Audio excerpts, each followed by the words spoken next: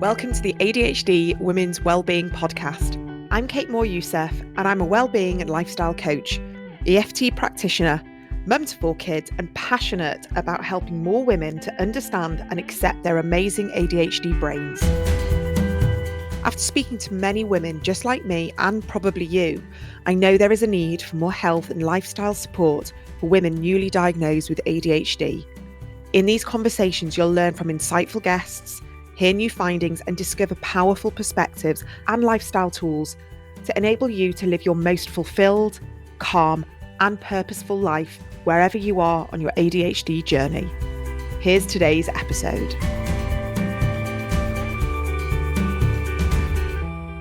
Today we're talking about parenting neurodivergent children, potentially while we're also neurodivergent ourselves. It can be a fun, wonderful, but also very challenging, exhausting mix. And I'm really happy to welcome an expert in this area. Her name is Justine Graham. She's based in South Africa, but works worldwide online.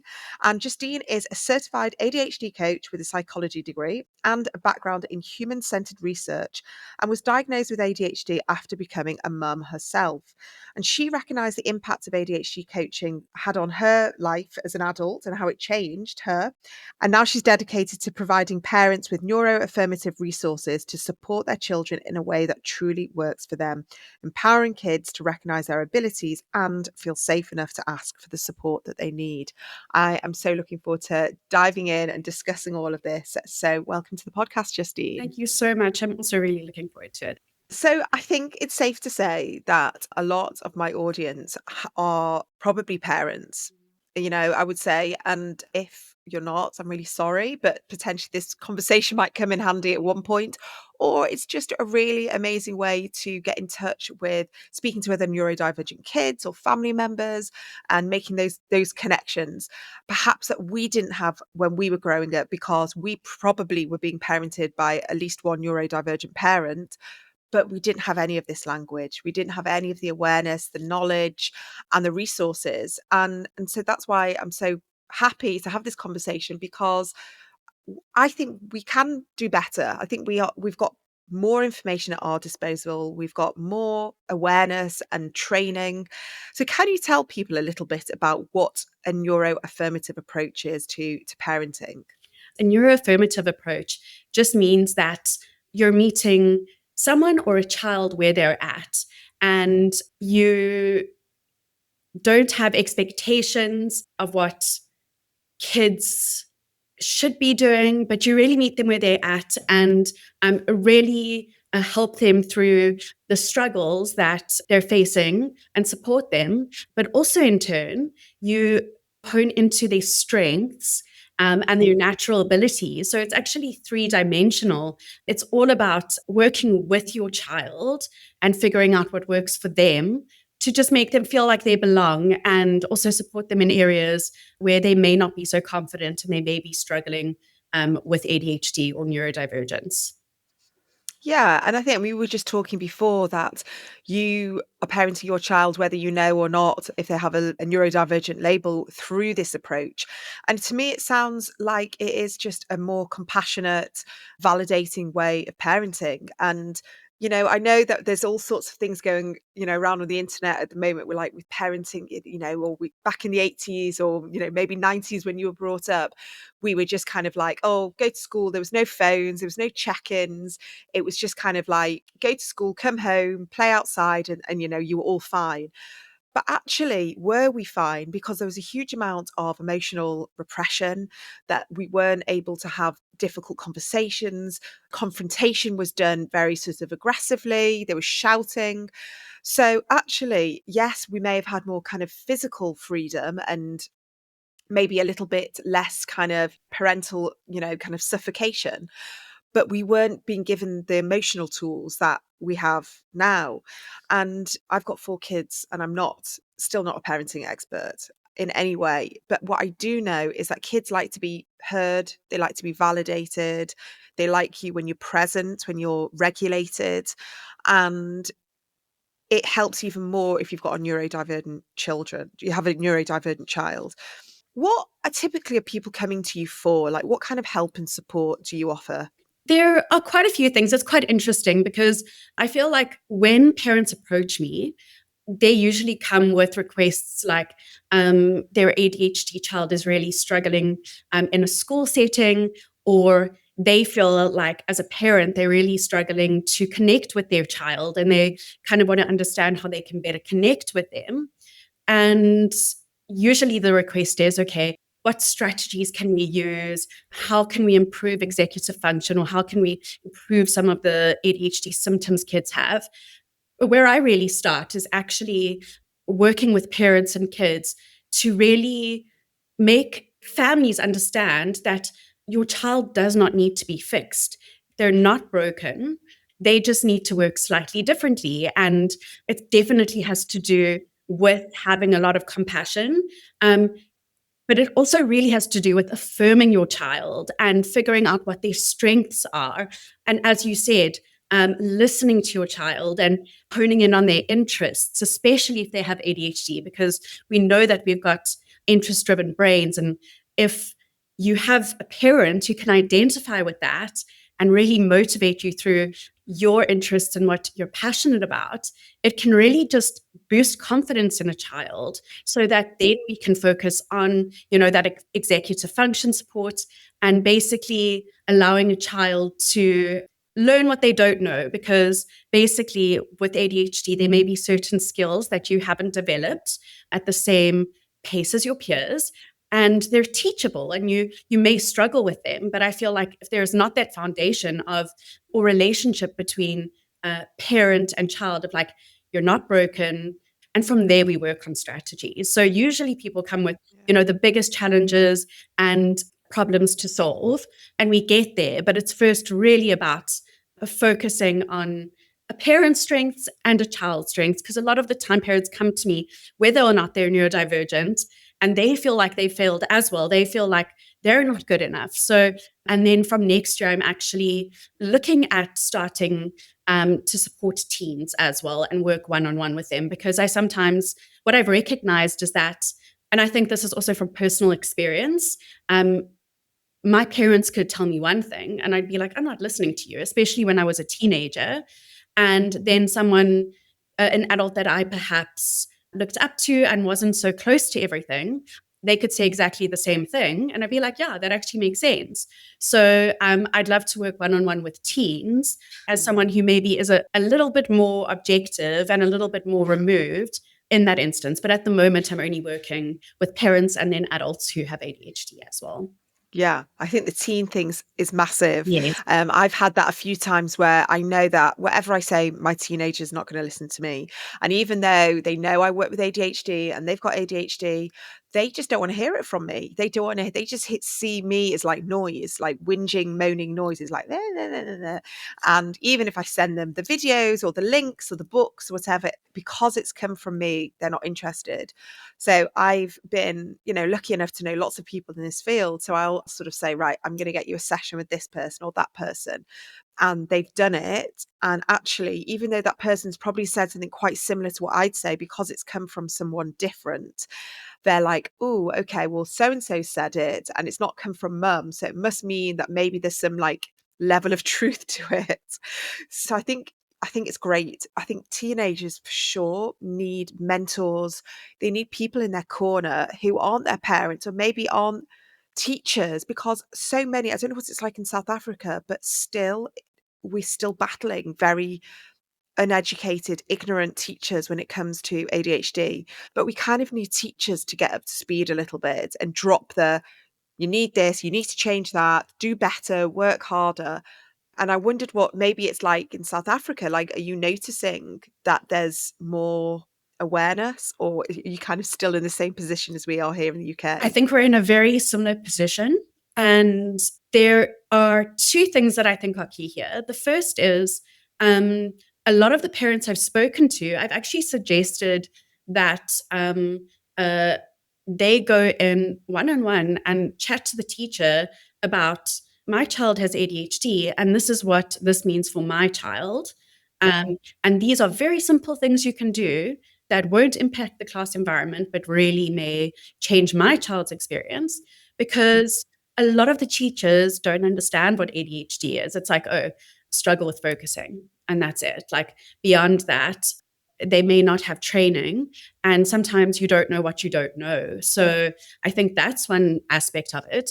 And then I think the other aspect is very systemic. So we're working here with a system that was built to basically get men ready to go to the army. And everyone has to be regimented in lines. They can't move to regulate. And if kids are given accommodations or adjustments, they're seen as like, oh, well, they're given special attention, or, that's unfair. It's a system that is not inclusive. And that's a very hard thing to get past. And I think that's why it's even more important for kids to get support in terms of confidence, because if you are always being told, oh, just be quiet, why can't you focus, why can't you sit still, why are you aggravating the rest of the class, as you say, those 20,000 negative comments that they've heard by the age of 12 really, really impact them. And at this point, I'm not really sure what the biggest solution is, but I do feel like there's more awareness from certain people, and we really need to spread that awareness of how to create inclusive classrooms and inclusive schooling systems, because inclusive spaces actually benefit everyone. So yes, it's definitely an issue, I think.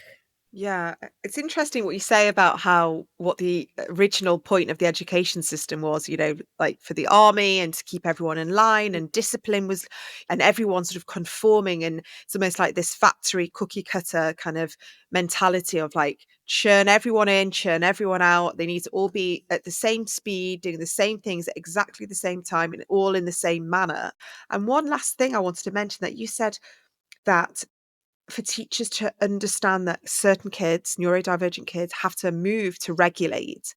Like, that is just so powerful, because we know now so much work coming out about somatic healing and therapy and experiencing that we hold a lot of our trauma in our bodies, we hold a lot of our emotion in our bodies.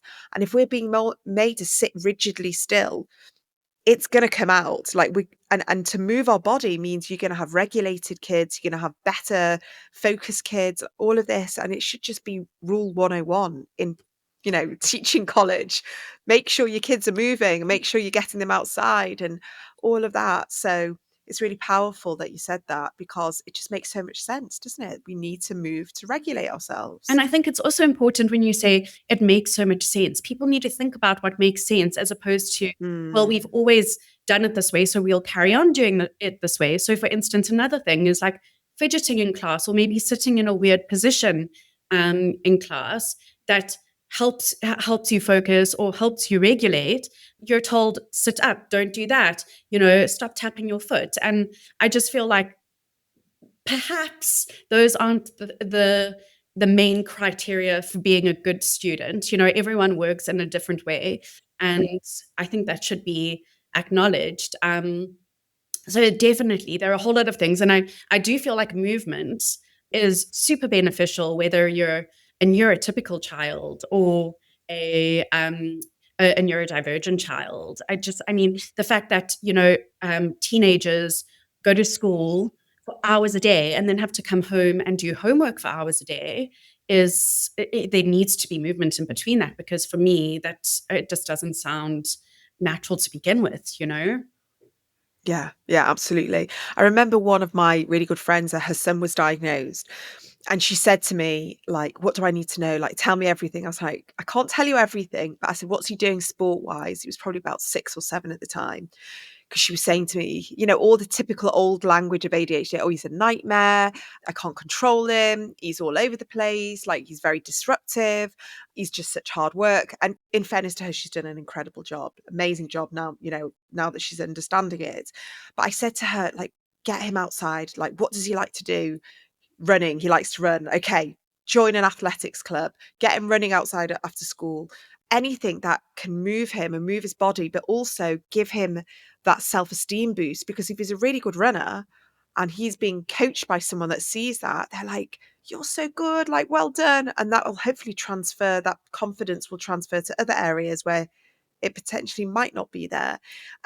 So we have to use slightly more ingenious ways to boost our kids and build our kids up. And it might not just be in the education setting. It's kind of like transferring that boosting, that self-esteem boosting from one area so they can glean that self-esteem to another area where perhaps there are more weaknesses. I'd love to know, like, what would be, if people are listening now and they kind of think, right, give me some ideas. Like, my kid comes home from school. I mean, I'll give you like what typically happens in my house with one of my younger kids. She has been obviously trying to concentrate all day, and she's been sat still all day, and she's probably quite exhausted, and she just needs like decompression time. But there's a lot of meltdowns and tantrums, like something can just, she can just flip. Mm. What would you say is a good neuro-affirmative approach to helping her transition from post-school overwhelm to she probably does need to get some homework done at some point? Definitely. So I think that in terms of, meltdowns, I definitely think that bad behavior is just an unmet need. And I'm sure that people have heard that. And there are a multitude of things that, if a kid is coming home, they may be hungry, they may not have had enough water, because there's also, in terms of ADHD, there's that self-awareness difficulty sometimes of we forget to drink, we forget to eat. Then it may be from masking. There's so many things that could be overwhelming for a child. And what I found, and this is, at any point when a child is dysregulated or melting down, is that I think as parents, our initial reaction is to try and problem solve in that moment. And I think that is the worst idea, because I mean, I've got ADHD, and I know if I have a dysregulated moment and my brain is scrambled, if someone comes and says to me, okay, this is what we're going to do about it, or just go and do that, my rage will continue growing. So I think my biggest advice would be to bring down the situation, bring down that meltdown in a way that works for your child, because obviously different things work for different people. And I always like to say, if you know one person with ADHD, you know one person. So it's really about, in a calm moment, whether that is, it needs to be soon after that meltdown has happened, is just sitting down with the child and saying, hey, I saw that you were struggling earlier. What was going on there? And can you think of a time where you were perhaps feeling in a similar way? What really helped you then? And let's maybe try and bring the situation down from an 8 to a 7. And then perhaps say, maybe spending time listening to music, or, even spending a bit of time on an app, or just, having a break and a meal. You can have suggestions, but I think the biggest thing that I've learned is that what works for one person doesn't work for another. So in a moment when you are able to problem solve with your child, figure out what's worked for them and try and implement that, and make it a transition, so that when things do escalate, your child can think, oh yeah, this is what happened last time. I'm going to go and, sit in my fidget corner, and my mom can just sit there with me, or maybe put her hand on my shoulder, because, physical touch is good for some people. As a neurodivergent adult, my husband always says to me, do you need someone to listen to you, or do you need support in problem solving? And that's really changed the game for us. And I think, as you said earlier, like, kids want to feel like they're being listened to, like their voice is being heard, that they're validated. You're not just kind of being that parent who says, you go up and do your homework because I'm the parent and I tell you to do it. I think that's super important. And then in the same breath, that kind of grace you give your child, you should be giving yourself. In moments of dysregulation, sometimes you get dysregulated too. It's actually a really good learning moment for a child, and you can model behavior very well, because you can do the same. You can say, okay, I feel like I'm not calm. I'm going to go for 2 minutes. I'll be back in 2 minutes, get someone else to be with the kid, and then come back and be like, hey, mom really had a hard moment there. This is what I'm going to do next time. What do you think you're going to do? So that's really modeling that behavior, without being like, I'm the perfect parent and this is how I'm going to do something. It's about working together. So, hello, lovely listeners. I'm just interrupting today's episode because I wanted to share with you something I've been using personally for well over a year now, and it's genuinely made such a difference to my emotional well-being. I like to call it nature's calm in a capsule, and it's called Saffro Sun Calm from the Naked Pharmacy, a pharmacist-led natural pharmacy that creates scientifically backed, totally natural supplements. And this one in particular is formulated with high strength saffron, something that I absolutely love. I've spoken about on the podcast before and on my Instagram. Lots of you have been fascinated by it, which is why I really do love Saffro Sun Calm. And I found it personally very helpful during those intense, more stressful and emotionally overwhelming and draining times, both in work and in my personal life. I'm sure lots of you may resonate with that. And what I love is that it's not just me. I also give it to one of my children. And I've noticed a real difference in how calmly we settle into the evening routine. And it just feels gentle and safe. And it gives me lots of confidence because it's so natural that I don't mind giving it to her. So I wanted to let you know that the Naked Pharmacy actually really do care. Their pharmacists are available to answer any questions you have, totally free, about the dosage or using alongside medication. So you can email them, you can call, message, or even book a phone consultation. And they're honestly very, very helpful. So if you head to thenakedpharmacy.com, or you can email pharmacist@thenakedpharmacy.com. You can find out more, ask lots of questions. Now, of course, I've got a discount code for you, and that is Kate ADHD. So all one word, Kate ADHD. And this will enable you to get a 10% discount on your first time orders, but also a huge 35% off your first time subscription order. So if you put in Kate ADHD, you'll get those discounts. Now, don't worry if you are out walking or you haven't got a pen to hand. All the details are in the show notes. And I promise you, try saffron, try the Saffro Sun, and let me know what you think, because it has really made a difference to my daily life, to my sleep. And most importantly, I have noticed my anxiety drop and my nervous system feel a little bit more regulated. Now back to today's episode. Yeah, I love that so much, because what we've got now, we've got awareness. And so, as I know, it's very difficult. I'm in my 40s and I know people are being diagnosed in their 50s and 60s. And it feels like we've kind of lost like this whole understanding of ourselves and our life and what could have been. But what we can use with that is connection, and we can connect with our kids and recognize. I mean, I know many of us sometimes get really triggered by our neurodivergent kids, because when we see them having this sort of dysregulated moment, this meltdown, this anger, this rage, all the things, and we remember, we know exactly because we have it in our adult manner. And interestingly, I had only yesterday, I had a thing where my RSD really, really flared up. And my daughter, my youngest daughter, is so similar to me, like in every way, and the way her ADHD shows up and everything. And she had something with a friend as well. So I typically probably wouldn't have told her the story that happened with my friend, my other friend, because I thought, she's a kid, she doesn't really want to hear that. But because she'd had a moment of feeling like left out and excluded with one of her friends, and I'd had something similar with my friend, I explained to her, and I said, I mean, obviously she doesn't understand about rejection sensitivity just yet, but I kind of tried to explain to her that we are a little bit more sensitive and we do feel things more. And when friends do things that sometimes feel a little bit kind of like insensitive or mean, or they've not really thought about it, we'll really take it to heart. And I think it really validated to her that even in even as a grown woman in our 40s, that we still have to navigate all of this.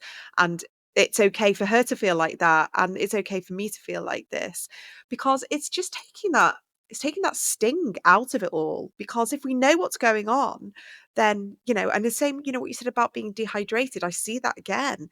Like, I'll empty their water bottles and I can see how much have they've drunk. And I was thinking, that is nowhere near enough water that they should have been drinking during the day.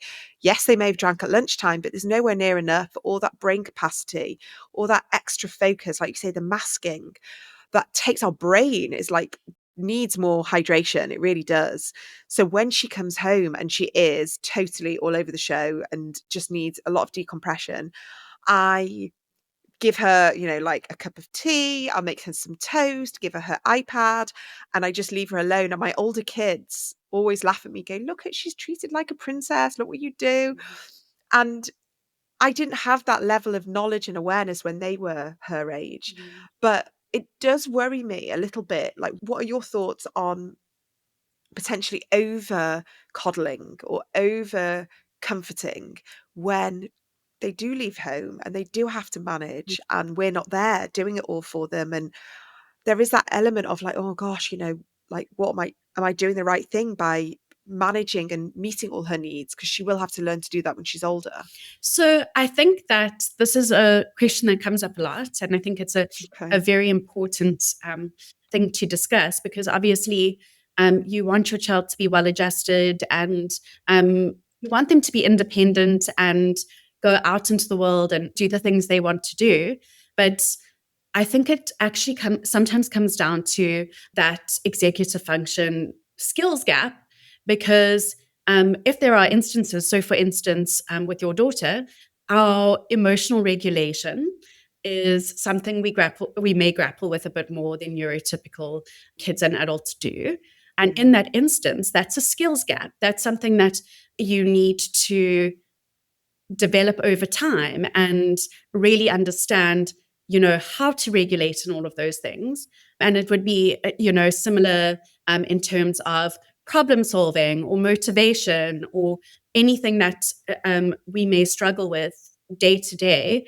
If you do have a skills gap of 3 to 5 years, and then someone is trying to your parent is trying to be the parent and be the authority, in some instances, you're actually making the skills gap something that seems like their fault.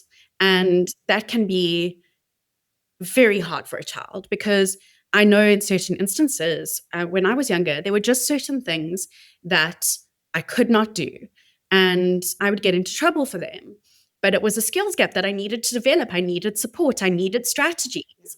And I feel like if a child is given all of that support, and you can see overall in the long term that there is improvement, then perhaps it's time to be a bit more disciplined or to call out behavior that doesn't seem acceptable, because they've been given the right tools to be able to do a task or to regulate their emotions. But without that, I think it's quite hard for a child to be able to just get on with it and kind of be given tough love. If their behavior is not Mm. bad, it's actually a skills gap that they're struggling with. Yeah, I mean, what I'm hearing is that we need to recognize that, like, there is a delay Mhm. in certain maturity and like developing those skills, and we know that in certain ADHD individuals it can be sometimes up to like 4 or 5 years, Mm. this skills gap. And that's a big deal, isn't it? Like, if you've got an 18, 19-year-old who is meant to be going to college or university, and we kind of recognize that maybe their executive functioning or the working memory is operating maybe like what you'd expect from like a 14-year-old, then it is worrying as a parent, because you kind of think, oh, they're used to me doing all their washing, they're used to me making sure that there's food in, there's always lunch for them, there's always food in the fridge, making sure they get to school on time. And again, I've got an older child who's gone to university this year, and that was a massive fear of mine. And yes, he's responsible, but I still don't know what's in his fridge. And I don't know if he's getting to his lectures on time. And judging by the amount of washing he's brought home over the past few times he's been back, he's not doing any washing. But on the flip side, he's happy and I speak to him and he's met friends and he's socializing and he's enjoying his course. And so I kind of think, like, we can worry about all the what ifs, but we also have to let these kids, neurodivergent or not, make the same mistakes that we did and learn in some of the ways that we did. And sometimes we had to learn the hard way. And sometimes we've just picked up a skill and we're like, wow, like, I was probably one of the only people at university that could cook, like properly cook, because I loved it. And it was just something that I naturally enjoyed. I used to just throw things together, open the fridge and be like, oh, I can put eggs with these peppers, with that, the feta cheese. and everyone's like, wow, oh my God. But it's not like I studied it. I didn't read recipe books. It's just intuitively I was good at it. Mm. So it's like you said at the beginning, it's like finding those strengths in our kids and really like honing them. And I think this can happen as parents. We always think about like the should. So it's like, oh, my kids should be able to do their washing and they should be able to get to class on time. And this is how it should be. And at the end of the day, you have to pick your battles. So for me, if I could see a well-adjusted son who was making friends, who was able to, I mean, when I started university, I would call my mom crying every day and say, I want to come back home.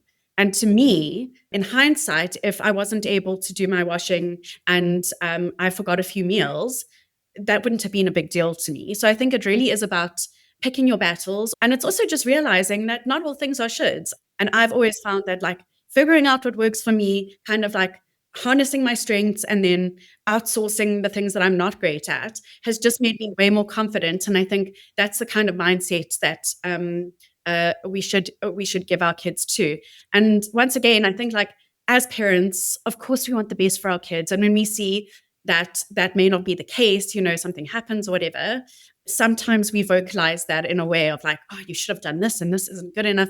And that's okay too. Like we're all human and, we all get dysregulated and all of that. And as you say, you model that. So I think that it's, all a learning experience. I think it's just important that a parent does keep in mind if something occurs like that, it's not just your child being lazy or demotivated or not caring. It's actually to do with their brain and, on some days we're great, some days we're not. And just to have that awareness and that compassion is really important. Yeah, we could have these skills gaps that, for the kids, we might notice that. But actually, what we also know with ADHD is that even though we have the skills gaps, we also have like things we're way ahead at, Mm. like brilliant. You might have a kid that can't tidy their room for love or money. They can't hang their towel up, but they can read a book in 2 days. And that's like, wow, how have they just finished that book? Or they can build a Lego model that would take someone 2 weeks in a night. And again, it's kind of like, right, let's celebrate that instead of the typical things that drive us mad, like the towel on the floor. Every single day I'll walk in, there's always a towel on the floor in at least one of my kids' rooms. I feel like a broken record, but what I've tried to lean into is just to walk in, take a breath, see the towel, I'm going to hang it up. And even though the olden days version of me, the parenting that I learned was pick your towel up, you're so lazy, you're not in a hotel, da da da da, all the things that we hear. I think I'm exhausted and I've been saying it for 5 years and they're still not still not going in. Mm. So maybe towel on the floor is just something I just have to choose to pick up and bite my tongue. But when my daughter, the same daughter that leaves the towel on the floor every day, she can then make this incredible apple crumble out of like nowhere.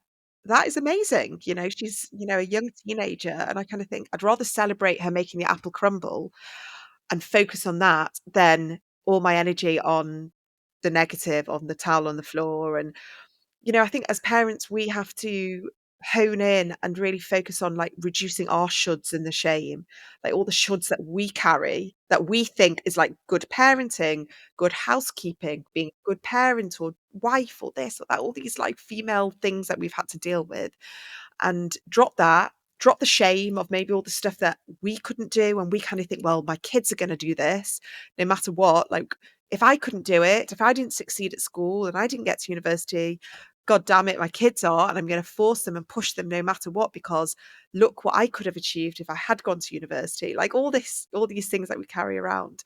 So we need to drop all of that and just almost let this playing field, level out for our kids and see what they turn out into. I mean, this is me trying to give myself a motivational speech here Yeah. because I have not got this locked down, by the way. The funny thing is that like, I don't think anyone does, firstly, because if anyone says they've got the parenting playbook, it's not true. No one is the perfect parent. Everyone is learning as they're going along and living their own life, with their own experiences. But if I would say that like 99% of the parents I speak to, if I ask them like, What is the most important thing for you in terms of your child? Um, Nearly every one of them say, I want them to be happy. And a child being happy doesn't mean that they have hung their tail up. So it is definitely about picking your battles, and then also just using your own energy resources. So for instance, like I generally don't give like tips and advice unless people ask me. I try and find out what like has worked for them in the past. But I generally tell parents like with that is I like to say close the loop. So for instance, like if you've got a project that you're struggling to break down. So, for instance, going to have a bath, getting ready, and then the towel always ends up on the floor. It can be a thing of like going to your daughter and being like, please close the loop, and they'll be like, oh, okay, that's how I finish this. Some days you won't have the energy to do it, and it's easier just to do it yourself. But I also think that there is like a way to be constructive about it while still recognizing why that may be happening. Just that awareness, like, Mm. it's not a lack of care, is really important.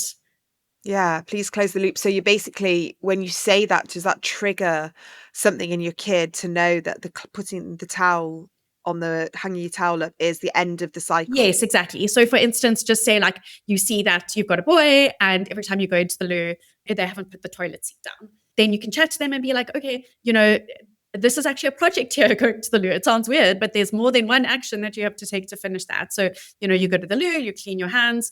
I walk past the loo and say, hey, boy, close the loop. And they go and they think, oh, yeah, I forgot to put the seat down. So it's like little reminders like that.